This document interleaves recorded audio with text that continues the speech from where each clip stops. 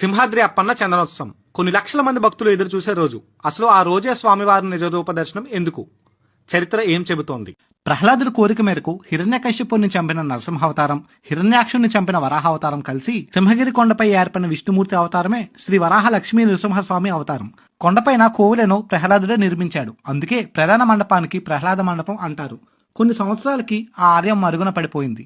ఒకరోజు చంద్రవంశానికి చెందిన పురూరవ మహారాజు ఊర్వశీదేవి పుష్పక విమానంలో వెళ్తుండగా సింహాచలం కొండపై వచ్చేసరికి కదలకుండా ఆగిపోతుంది. కారణం ఏమిటని ఊర్వశీదేవి తన దివ్య దృష్టితో చూడగా శ్రీ వరాహ లక్ష్మీ నరసింహస్వామి వారు కొండపై వెలిసి ఉన్నారని తెలిసి వెతకగా ఒక పెద్ద పుట్టలో స్వామివారి విగ్రహం కనబడుతుంది.